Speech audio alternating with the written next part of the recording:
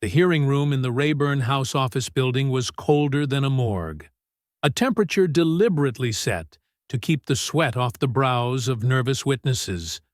But today, the man in the witness chair was sweating regardless of the thermostat.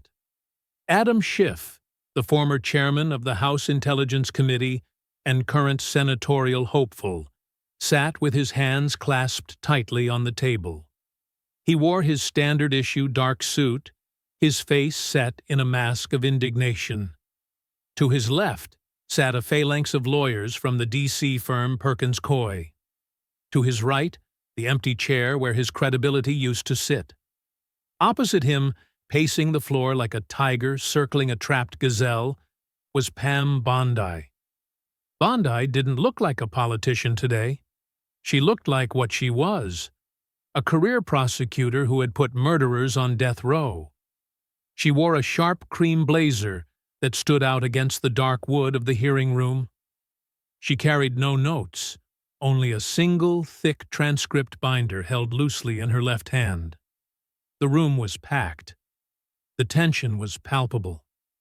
This wasn't a standard congressional hearing with 5-minute grandstanding speeches. This was a special inquiry. There were no time limits. There were no filibusters. There was only the truth.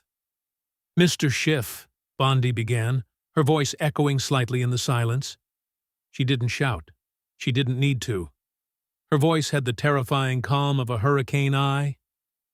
"For 4 years, you appeared on television screens across this country, CNN, MSNBC, Meet the Press, and you told the American people a very specific story."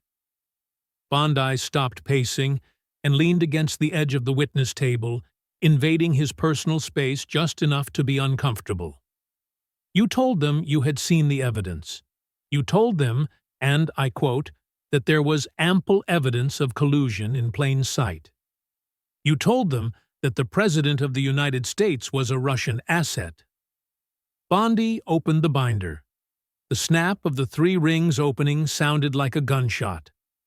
"I have here the transcripts from the closed-door testimony of the House Intelligence Committee. Your committee, Mr. Schiff. The testimony that you controlled. The testimony that you kept hidden from the American public for years." She pulled out a page, highlighted in neon yellow.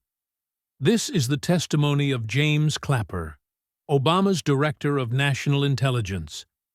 When you asked him, behind closed doors, if he had seen direct evidence of collusion, do you recall what he said?" Schiff cleared his throat. His eyes bulged slightly, a nervous tic that his detractors knew well. "Ms. Bondi, this inquiry is a partisan sham designed to distract from the very real threat of authoritarianism." "Answer the question, Mr. Schiff." Bondi cut him off. Her voice didn't rise, but it hardened. "I am not Anderson Cooper. I am not going to let you monologue about democracy. I am a prosecutor, and you are a witness under oath. What did James Clapper say?" Schiff shifted. He indicated that the investigation was ongoing. False. Bondi slammed the page onto the table in front of him. Clapper said, "I never saw any direct empirical evidence that the Trump campaign or someone in it was plotting, conspiring with the Russians to meddle with the election." Bondi pulled out another page. "Sally Yates, Obama's Attorney General. You asked her the same thing." She said, "No." Bondi pulled out a third page. "Andrew McCabe, Deputy Director of the FBI. A man who hated Donald Trump. Even he admitted under oath that without the Steele dossier, which we now know was paid for by the Clinton campaign, they would not have had a case." Bondi walked back to the center of the room, addressing the cameras but keeping her eyes locked on Schiff. "Here is the problem, Mr. Schiff. You had these transcripts. You sat in that room. You heard them say, 'No evidence.' And then," she pointed a manicured finger at him, "you walked out of that room, walked up to a microphone, and told the American people the exact opposite. You looked into the camera and said you had proof. You scared the American people. You divided this country.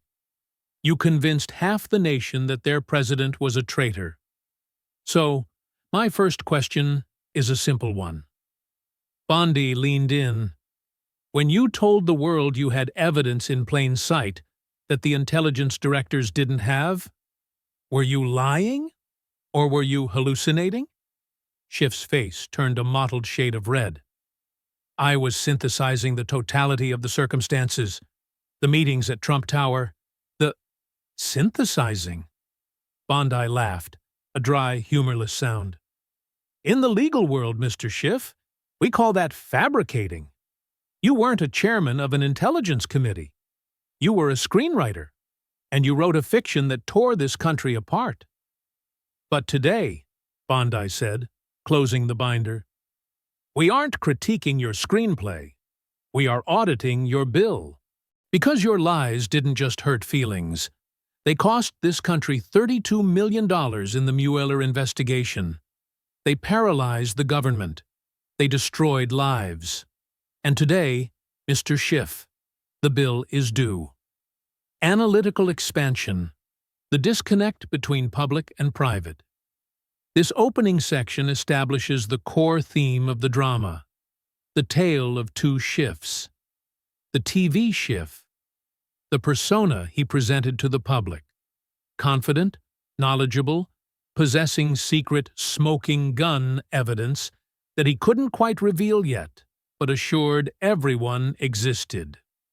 The transcript Schiff, the reality of what happened behind closed doors, where even the most anti-Trump witnesses, Clapper, Yates, admitted under oath that they had nothing. Bondi's strategy here is forensic juxtaposition. By physically holding the transcripts, the receipts, she strips away his ability to use vague rhetoric. She forces him to confront the literal text of the testimony he tried to hide. This appeals to the conservative desire for vindication regarding the Russia hoax. It frames Schiff not just as a political opponent, but as a fraud who gaslighted the nation. The setting of a special inquiry, rather than a standard hearing, allows for a more aggressive, prosecutorial tone that bypasses the usual congressional time limits. The air in the room seemed to thicken. Schiff had tried to pivot to his standard talking points about Russian interference, but Bondi wasn't letting him breathe. She moved to the second table, where a stack of black folders sat. Let's talk about the FISA warrants, Mr. Schiff, Bondi said, picking up a document labeled The Nunes Memo. In early 2018, your colleague, Devin Nunes, released a memo. He warned the country.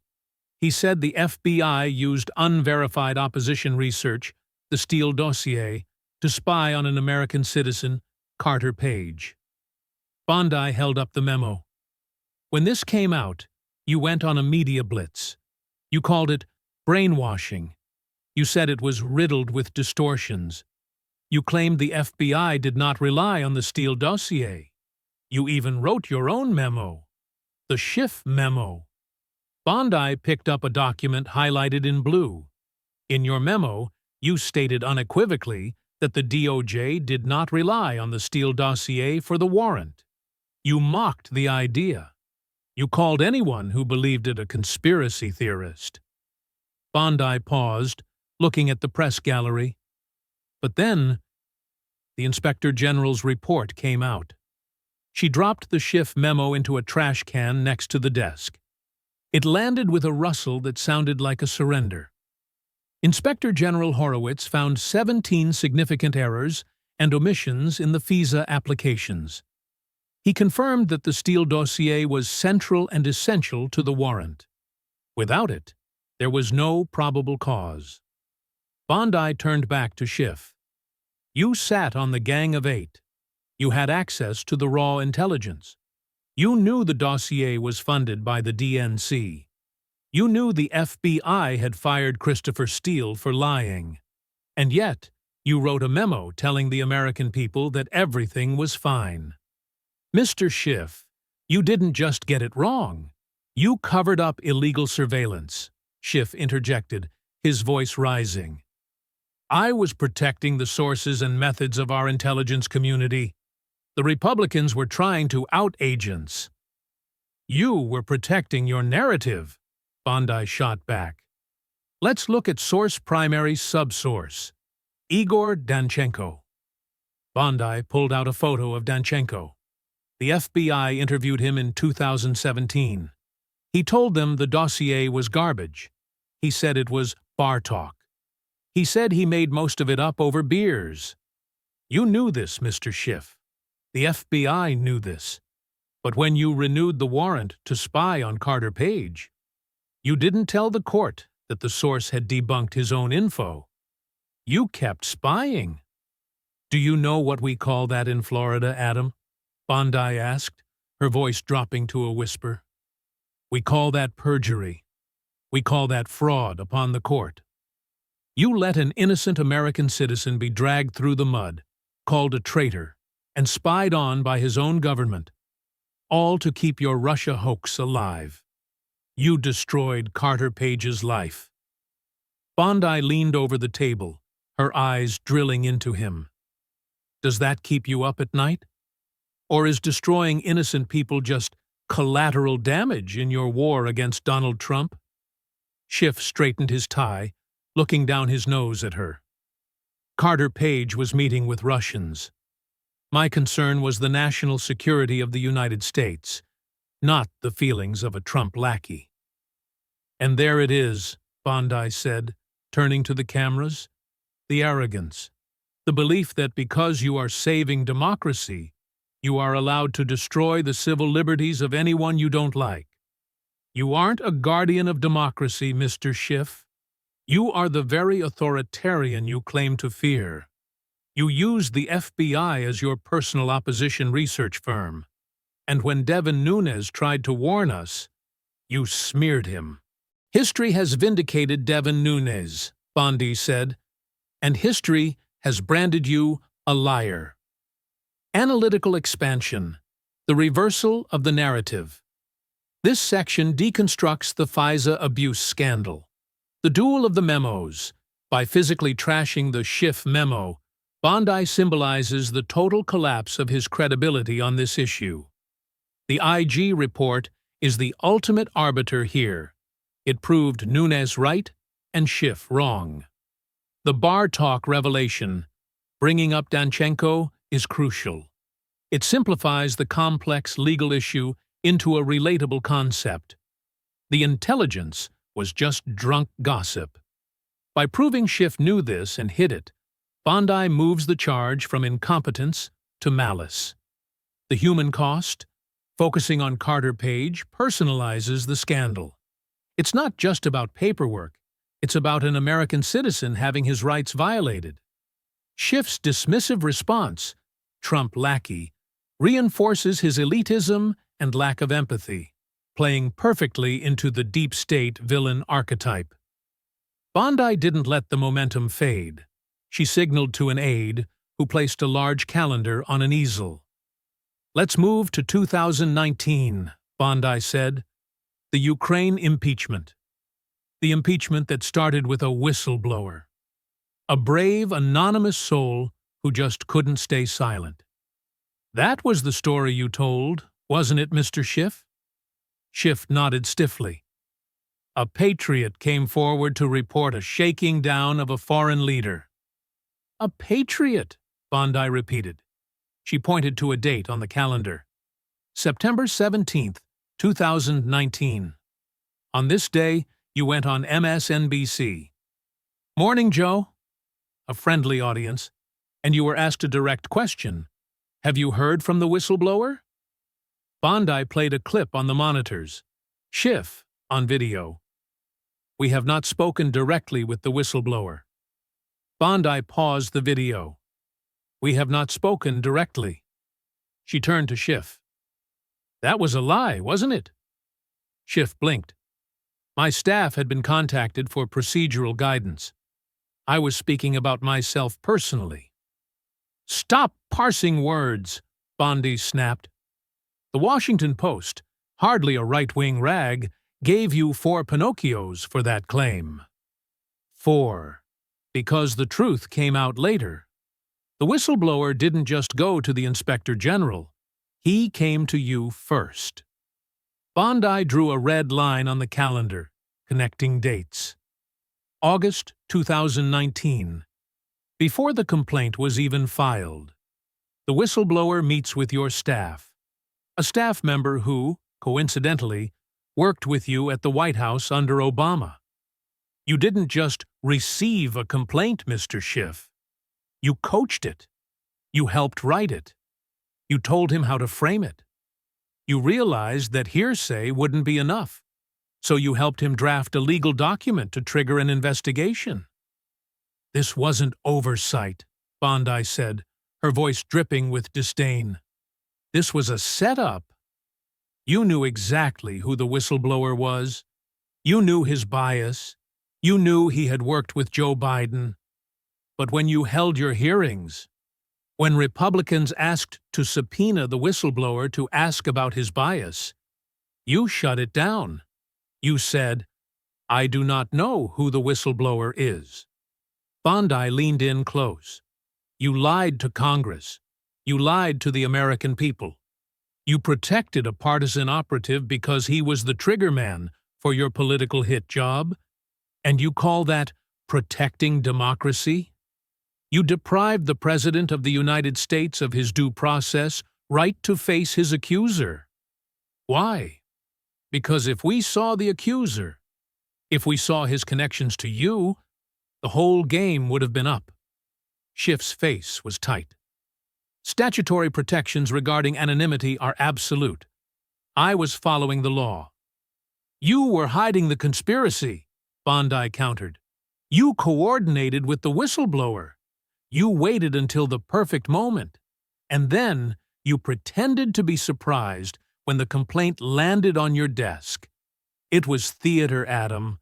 Bad theater. And you held the country hostage for months over a phone call that you had to parody because the transcript wasn't bad enough. But we'll get to the parody in a minute," Bondi promised. "Right now, I want to know. Did you tell the whistleblower to hide his contact with your office on the official form? Because he checked the box saying he hadn't spoken to Congress. Did you suborn a false statement on a federal form?" Schiff sat in stony silence, his lawyers whispering furiously in his ear. "Silence," Bondi noted. "The first honest thing you've done all day." Analytical expansion, the procedural setup. This section attacks the origins of impeachment. The Morning Joe. Lie. By playing the clip, Bondi catches him in an undeniable falsehood. The 4 Pinocchios from the Washington Post is a critical detail because it uses a liberal source to validate a conservative attack. The coaching accusation. This reframes the whistleblower not as a hero, but as a pawn. If Schiff's team helped write the complaint, the entire impeachment was an inside job, originating from Congress, not an organic report from the intel community. The due process argument. Bondi appeals to the sense of fairness. By hiding the accuser, Schiff violated the basic American principle of confrontation. This paints him as a corrupt judge rigging a trial. The atmosphere in the Rayburn hearing room shifted from the procedural coldness of the whistleblower debate to a simmering heat. Pam Bondi walked slowly back to her desk, took a sip of water, and then turned to face the room. She didn't look at Schiff immediately. She looked at the giant screen positioned behind him. "Mr. Schiff," Bondi said, her voice deceptively light. "Let's talk about September 26, 2019. The day the acting director of National Intelligence was set to testify. The entire world was watching. The president had just released the transcript of his call with President Zelensky. The actual transcript. The words that were actually spoken. Bondi pressed a button on her remote. A video clip queued up on the screen. It showed Adam Schiff, sitting in the chairman's seat, reading from a piece of paper. Video plays, Schiff, on screen. "I have a favor I want from you, though, and I'm going to say this only 7 times, so you better listen good. I want you to make up dirt on my political opponent. Understand? Lots of it." Bondi paused the video. The frozen image of Schiff looked smug, authoritative. "Those words," Bondi said, pointing at the screen. "I'm going to say this only 7 times.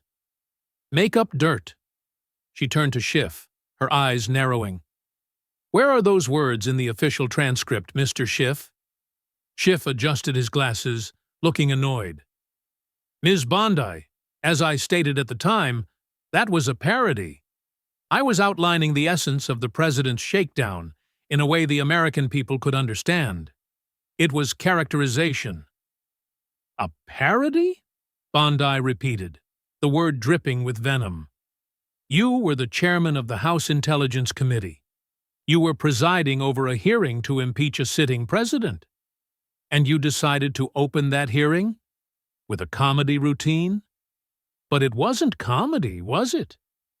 Bondi walked over to the witness table and slammed a copy of the actual transcript down. "You knew that 90% of the American public would never read this legal document. You knew they would only see the 30-second clip of you speaking on the nightly news. So you wrote a fake script. You put words in the president's mouth that he never said. You invented a shakedown because the real call was boring. The real call was about burden sharing in Europe and corruption. But corruption doesn't sell impeachment. So you invented a mob boss." Bondi leaned in, her face inches from his personal space. "That isn't characterization, Adam. That is disinformation. You created a fake news cycle. For 24 hours, CNN ran with your quote as if it were real. You poisoned the jury pool before the trial even started. And when you got caught, when the Republicans called you out, only then did you claim it was a joke." "Did you laugh, Mr. Schiff?" Bondi asked, her voice deadly quiet. "Because the country didn't laugh. We were ripped apart." Schiff stiffened. "The president's conduct was a betrayal of his oath. My summary captured the corrupt intent of his actions perfectly.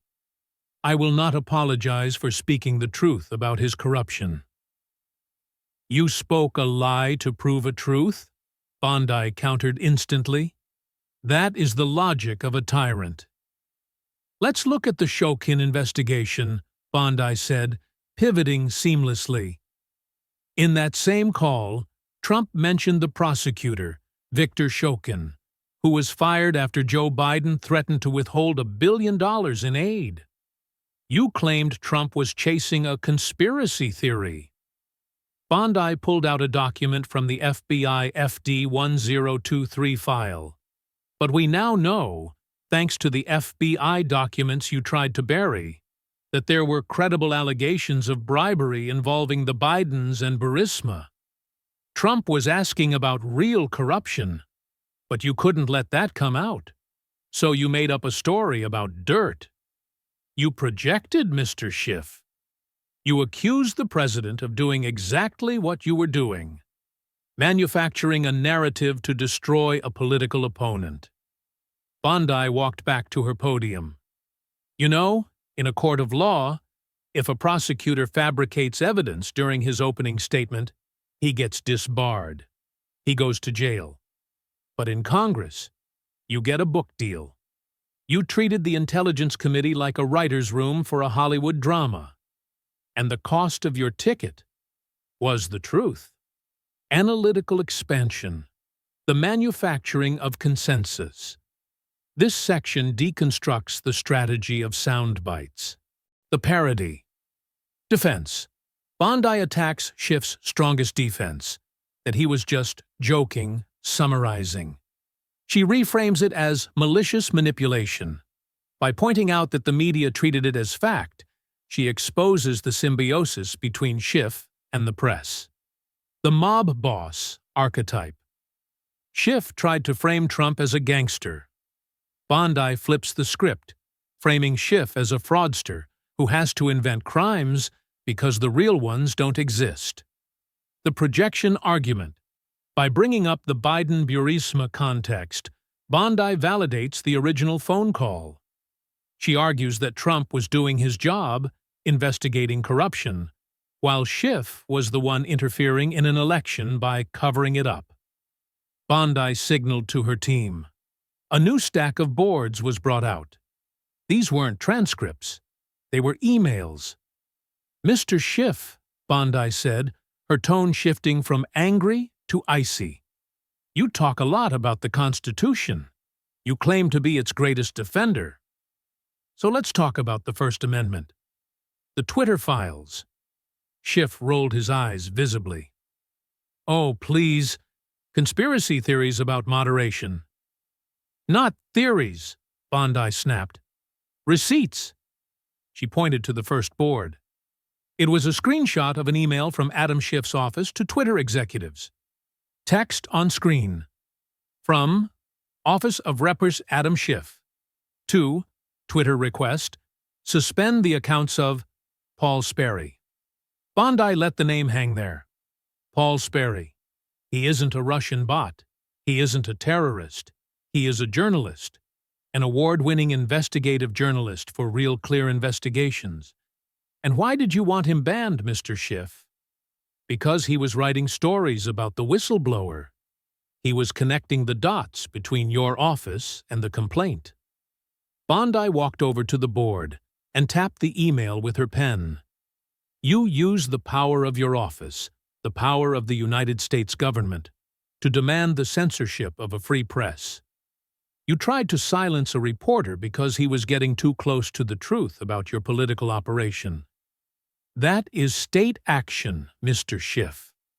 That is a direct violation of the Bill of Rights. Schiff shifted uncomfortably. Mr. Sperry was spreading doxing information that endangered the whistleblower. It was a safety concern. False. Bondi pulled out another document. Twitter's own safety team reviewed your request. Do you know what they said? She read from the internal Twitter email, "We don't see any evidence of doxing. This is just reporting." Even the pre-Musk Twitter, a company that hated Donald Trump, thought you went too far. They refused to ban him initially because there was no violation. But you kept pushing. You kept pressuring. Until eventually, he was suspended. Bondi moved to the next board. And it wasn't just journalists. You tried to ban satire accounts. You tried to ban content that made fun of you. November 2020. Your office sent a list of tweets to take down. One of them was a meme comparing you to a cartoon character. Bondi looked at him with disbelief. You are a United States congressman, and you were spending your time policing memes? This is the behavior of a dictator, Adam, not a Democrat. You created a censorship industrial complex. You pressured big tech to do what the government is constitutionally forbidden from doing. You outsourced the violation of our rights. Bondi leaned on the table. You called Donald Trump a threat to the press because he said mean things about them. He called them fake news. But you secretly emailed executives to have journalists erased from the public square. Trump used words. You used power. So tell me, Mr. Schiff, who is the real fascist here? Schiff's face was pale. I have a duty to protect my staff and the integrity of committee proceedings from harassment. Reporting is not harassment, Bondi roared. Criticism is not harassment. You just can't handle dissent. You spent 4 years wrapped in a bubble of media adoration, and the moment someone poked a hole in it, you tried to use the government to tape their mouth shut. That is the definition of tyranny. Analytical expansion. The First Amendment violation. This section explores the weaponization of government. The Paul Sperry case.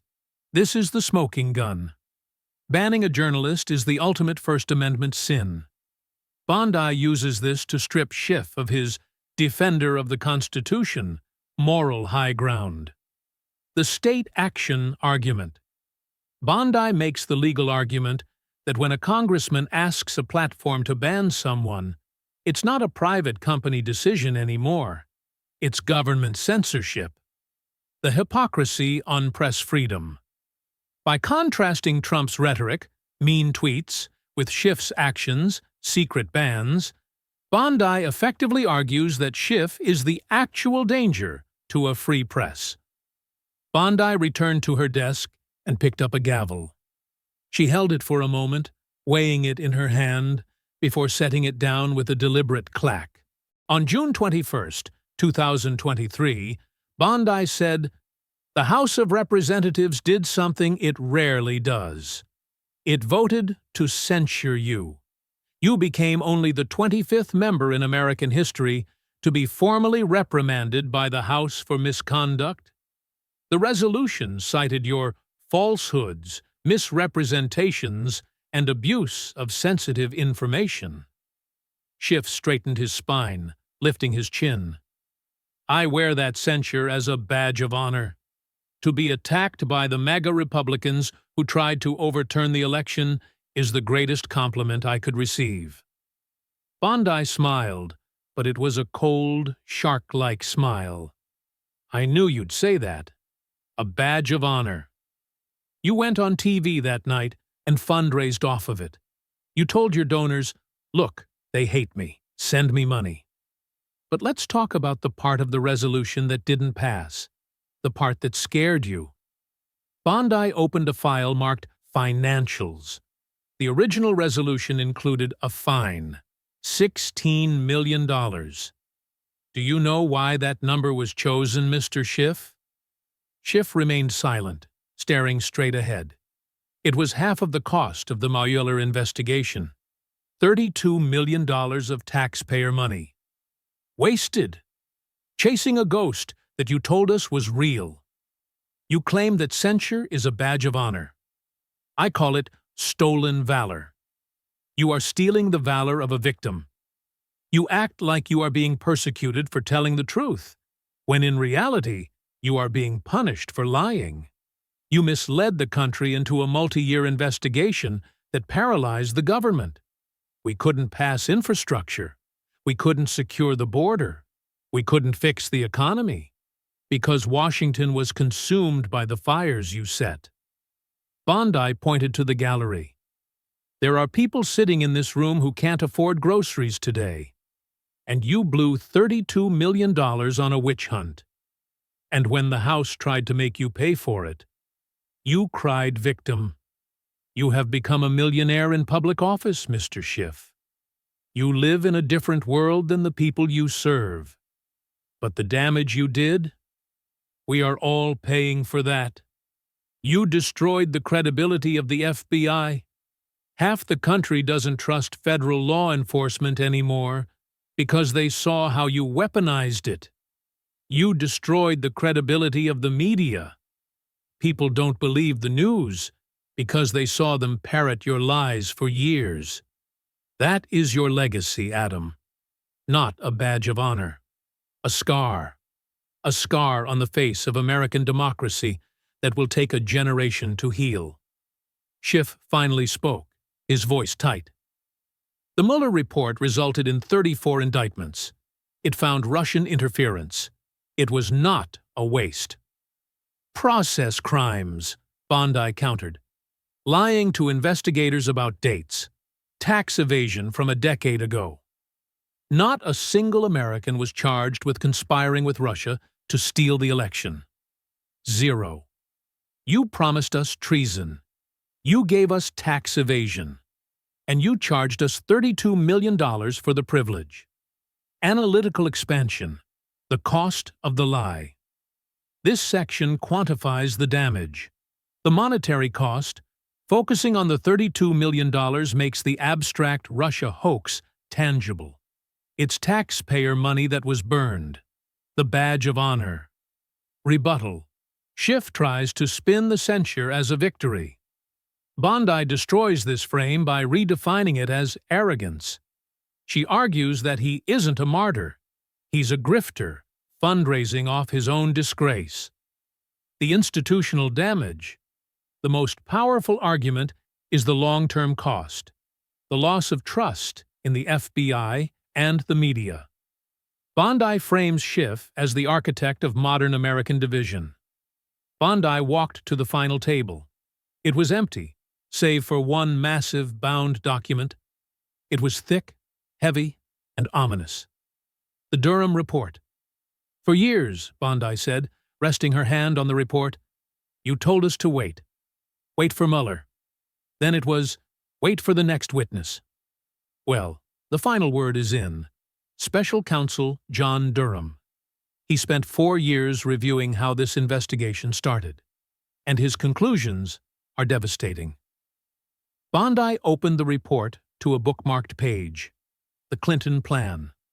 On July 26, 2016, American intelligence agencies intercepted a Russian analysis.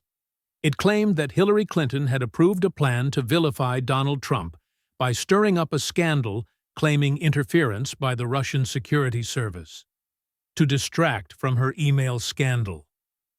Bondi looked at Schiff. President Obama was briefed on this. The FBI director was briefed. CIA Director Brennan was briefed. And you were the ranking member of the Intelligence Committee. Did you know? Schiff scoffed.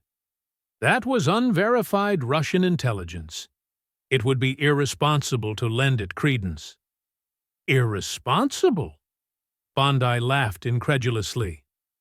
You read the Steele dossier into the congressional record. That was unverified intelligence paid for by Clinton. You lent that credence. But when intelligence came in suggesting Clinton was the one colluding, you ignored it. Durham found that the FBI had no actual evidence of collusion when they opened the investigation. None. They opened it because of the Clinton plan. And you carried water for that plan. Bondi picked up a chart showing the flow of information. Clinton campaign to Perkins Coie, to Fusion GPS, to Christopher Steele, to FBI, to Adam Schiff. It was a feedback loop, Bondi said. A circle of lies. Clinton paid for the lie. Steele wrote the lie. The FBI investigated the lie. And you, Mr. Schiff, you marketed the lie. You were the PR firm for the Clinton campaign. And you did it from the Intelligence Committee chair. You accused Trump of being a Russian asset. But looking at this chart, looking at how you paralyzed the U.S. government and divided our people, Vladimir Putin couldn't have drafted a better plan than the one you executed. You did Russia's work for them. You destroyed faith in our elections. You destroyed faith in our president. And you did it all for political power. Bondi closed the Durham report. Mr. Schiff. John Durham concludes that the FBI failed to uphold its mission of strict fidelity to the law. But he couldn't indict you. Because lying to the American people on TV isn't a crime. It's just a betrayal. But today, we are putting it on the record. You knew. You lied. And you got caught. Schiff stood up, gathering his papers. I reject the premise of this inquiry. The Durham report was a partisan hatch job that yielded nothing. Sit down, Bondi commanded, her voice cracking like a whip. I did not dismiss you. You don't get to run away from this. Not this time. We are going to go through every single time you went on CNN and claimed you had evidence. And you are going to explain to the American people why you don't have it. Analytical expansion, the final verdict. This section serves as the historical correction. The Clinton plan. This is the pivot point. It reverses the roles. Trump wasn't the colluder. Clinton was the architect of the smear. By proving Schiff ignored this intel while hyping the Steele dossier, Bondi proves his bias. The useful idiot argument. Bondi argues that Schiff was more valuable to Putin than Trump ever was. By tearing the country apart, Schiff accomplished Russia's goal of destabilizing America. The power dynamic. When Schiff tries to leave, Bondi, asserting dominance, sit down, symbolizes the shift in power. He is no longer the chairman, he is the suspect. Pam Bondi watched Schiff slowly sit back down. His face was a mask of simmering resentment, but his posture had collapsed slightly. The invincible chairman was starting to look like a tired man in a small room. "We've talked about the Russia hoax," Bondi said. "We've talked about the whistleblower. We've talked about the censorship. But let's talk about something closer to home. Let's talk about Ed Buck." Schiff flinched. The name was radioactive in California politics, but in Washington it had been largely swept under the rug. Bondi was pulling the rug back. She signaled to the screen. A photo appeared. Adam Schiff smiling next to Ed Buck at a fundraiser. "Ed Buck," Bondi said. "A wealthy Democratic donor. A man who gave tens of thousands of dollars to your campaigns. A man who hosted events for you at his home. A man who is now in federal prison for 30 years. Bondi pulled out a police report. For running a drug den. For injecting vulnerable young black men with lethal doses of methamphetamine for his own sexual gratification. 2 men died in his apartment, Gemmill Moore and Timothy Dean. For years, the families of these victims screamed for justice. They begged the Democratic establishment in Los Angeles to stop protecting him. You knew him, Adam. You took his money. You posed for photos. When the first body was found in 2017, did you return his donations? Did you call for an investigation? No. You stayed silent. You kept the cash. It wasn't until the second body was found, until the scandal became too big to ignore, that you finally distanced yourself. Why the silence, Mr. Schiff? Were you afraid of losing a donor? Or were you afraid of what else might come out? Schiff's voice shook with genuine anger now. That is a despicable attempt to link me to the crimes of a predator. I have thousands of donors. I cannot vet the personal lives of every single one. Once his crimes were known, I donated the funds to charity. It took 2 dead bodies, Bondi shouted. You are the intelligence expert. You claim to know everything about Donald Trump's phone calls in Ukraine. But you didn't know your top donor was running a house of horrors in West Hollywood? It fits the pattern, doesn't it? You see what you want to see. When it's Donald Trump, you see a Russian spy in every shadow. But when it's your friends, when it's Ed Buck, when it's the Bidens, you put on a blindfold. Bondi walked to the table and slammed a donor list down. This is the Standard Hotel. The ties between you, Ed Buck, and the California Democratic machine runs deep. You built your career on the backs of donors like him. And when the victims, young, black, gay men, needed a champion, the great defender of justice was nowhere to be found. You were too busy chasing imaginary Russians to notice the real monster standing next to you in the photo. Analytical expansion. The moral blind spot. This section attacks personal judgment and hypocrisy. The Ed Buck connection. This is a devastating character attack because it is true and horrific. Buck was a megadonor, and his crimes were gruesome. Linking Schiff to him tarnishes Schiff's moral authority. The intelligence irony.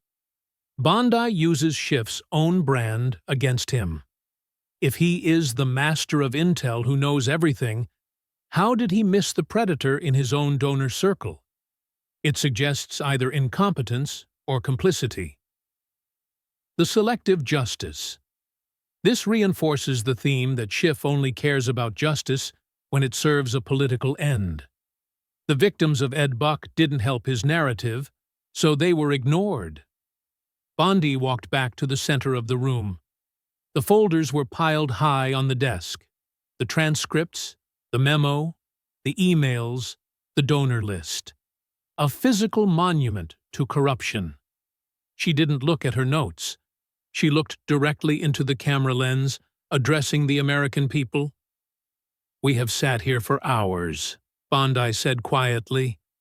"We have seen the proof. We saw how Adam Schiff took a verified dossier of lies, paid for by the Clinton campaign, and sold it to the American people as intelligence. We saw how he coordinated with a whistleblower to stage an impeachment, and then lied about it on national television. We saw how he read a fake transcript into the congressional record, creating a parody of treason because the reality wasn't enough. We saw how he pressured Twitter to ban journalists, violating the very Constitution he swore to uphold. And we saw how he ignored the monsters in his own backyard, while hunting ghosts in the White House." Bondi turned to face Schiff one last time. "Mr. Schiff, there is an old fable, the boy who cried wolf. The boy cried wolf so many times to get attention that eventually the villagers stopped listening. You cried Russian agent. You cried traitor. You cried insurrectionist. You screamed it from every cable news channel for 6 years. But looking at these documents, looking at the $32 million wasted, looking at the division you sowed, you were the wolf. You were the threat to democracy. You weaponized the intelligence community. You weaponized the media. You weaponized the Congress. You tore the fabric of this nation apart to satisfy your own ambition. And the tragedy is, the next time there is a real threat, the next time we actually need to trust our intelligence agencies, no one will listen. Because you burn that trust to the ground." Bondi picked up the censure resolution. "History will not remember you as a hero, Adam. It will remember you as the man who looked into the camera and lied. And no amount of MSNBC appearances can wash that stain away. You are dismissed." Analytical expansion. The verdict. This section summarizes the legacy of damage. The wolf metaphor. This is a powerful closing image. It reframes Schiff not as a protector, but as the predator. The wolf in sheep's clothing, or the boy who summoned the chaos, perfectly captures the conservative view of him. The destruction of institutions. Bondi's final point is the most important. The long-term cost isn't just money. It's trust.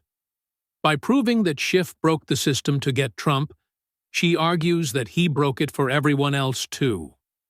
The final dismissal, telling him, "You are dismissed," is a power move. It signals that the inquiry is over, the verdict is in, and he is no longer relevant. The hearing ended not with a bang, but with a scramble. Reporters rushed the dais. Schiff's lawyers surrounded him, guiding him out a side door to avoid questions about Ed Buck. The fallout. The clips hit the internet instantly. Bondi versus Schiff trended #1 on X, formerly Twitter. The video of Bondi slamming the Clinton plan chart went viral on TikTok, reaching millions of young voters who had never heard of the Durham report.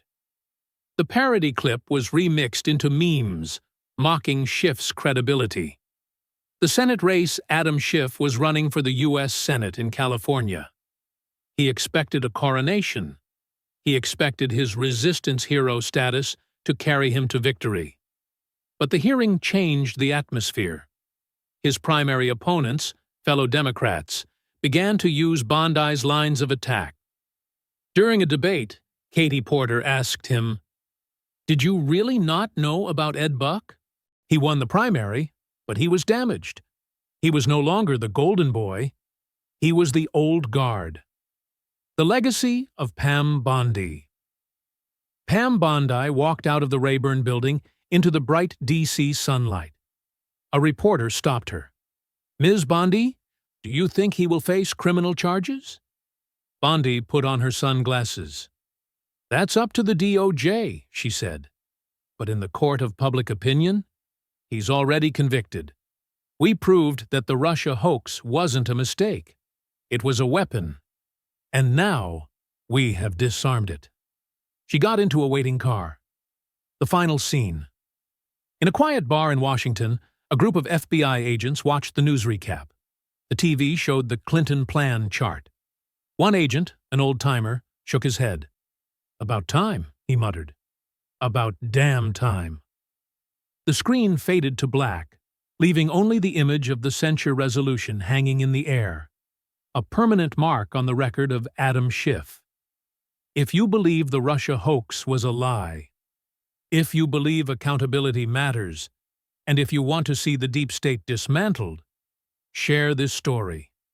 Because the truth is the only weapon they can't censor. Analytical expansion, the cultural shift. The conclusion synthesizes the narrative themes: vindication, the political cost. Even if Schiff wins his Senate seat, which is likely in California, the narrative argues that his national ambitions and moral authority are destroyed. He is damaged goods. The institutional relief. The scene with the FBI agents suggests that the rank-and-file law enforcement supports the cleanup. It separates the corrupt leadership, Schiff, Comey, from the good agents, preserving faith in the institution itself. The call to action. The ending reinforces the conservative mission: share the truth to bypass the media filter. It empowers the audience to be part of the solution.